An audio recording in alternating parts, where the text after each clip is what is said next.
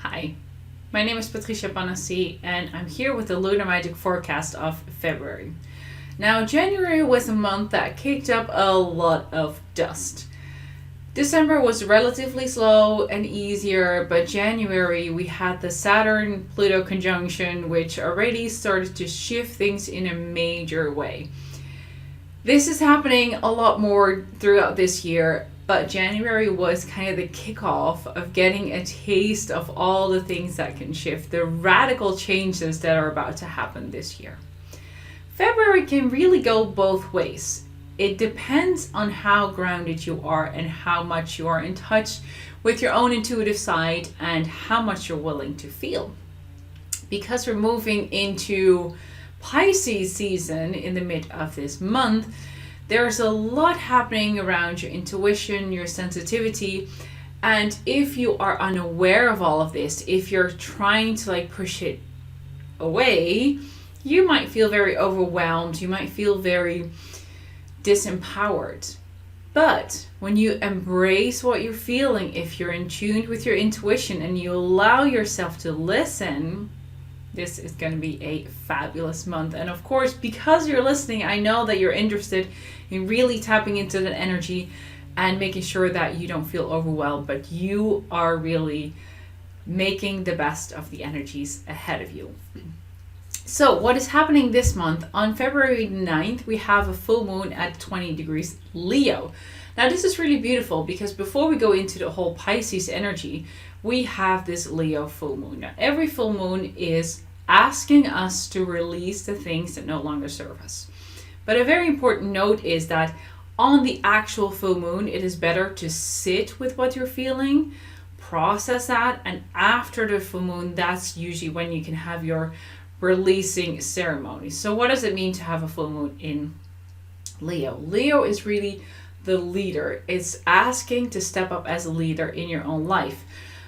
But in this sense, it's not so much about leading or leadership to others, but really taking ownership of the things that are no longer serving in your life and in your business. So really take a critical look at what is it that I no longer need? What doesn't serve me? What is blocking my creativity? Because Leo is a sign of creativity. What is blocking that? And with creativity, I don't mean the painting, the drawing, which of course is part of it, but it's also creative ways of finding solutions. So how are you blocking yourself from tapping into your creativity? And most of it comes back to nurturing our inner child. And maybe you're confused now because I talked about leadership and about inner child, but they are together. If your inner child is not nourished, if it doesn't feel heard, you are also not going to be able to step up and be the leader that you meant to be. So this full moon, allow yourself to be the leader and make tough decisions to release the things that don't serve you. And at the same time, make sure that you nurture your inner child and that you have the ability to really move through that energy. On February 16th, we have Mercury going into retrograde in Pisces. Now I know many of you are kind of freaking out, like, Mercury retrograde, that's not what I want. Actually, it's a really good time to put the brakes on. Mercury retrograde happens about 3 to 4 times a year. So if we're trying to avoid it or hide from it, you'll be spending a lot of time not doing anything when Mercury goes into retrograde. This is a perfect time to actually go within. Everything that has the word re in front of it is good. To review, reevaluate, reconnect. All of those things are good because instead of moving forward, there's a big pull inwards. So if you listen to that, especially because this happens in Pisces. Pisces is a very sensitive sign. So your communication is affected by this sensitivity because Mercury is already in Pisces and then it goes into retrograde. So it's all the more reason for you to make sure that you listen to that inner voice, not be so much projecting outwards, but really have a critical look at how you are communicating, but also how are you embracing your own dream state.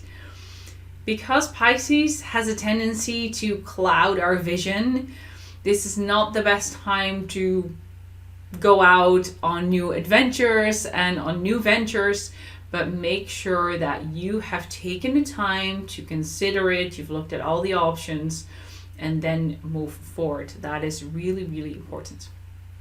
Then on February 18th, we have the Sun entering Pisces.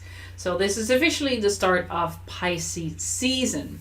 Now, I want you to remember that every sign has a high side and a low side. So Pisces is really sensitive. Pisces is highly intuitive. It is also very easy to blur the lines between fiction and reality. So when we move into the season, it is very important to you to allow yourself to dream, to allow yourself to go into that world and have a view where everything is possible. So it's basically like you're all the way up there. Sometimes when people talk about kids who feels like it's disconnected and they're not really present here, that's how this season can feel. The disconnection between the reality and the dream world.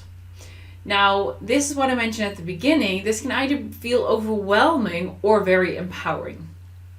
If you allow yourself to dream and to go into that world and really allow yourself to imagine and to expand and to be at a level where you normally don't hang out, especially for people who have a lot of earth signs in their chart. This can feel like a really uncomfortable phase because they're not used to being all the way up there when they're usually all the way down here and very grounded and stable. At the same time, if you have a lot of water energy in your chart, you might need to pull an anchor down, to pull yourself down, because otherwise you'll be up there all the time in this dream world.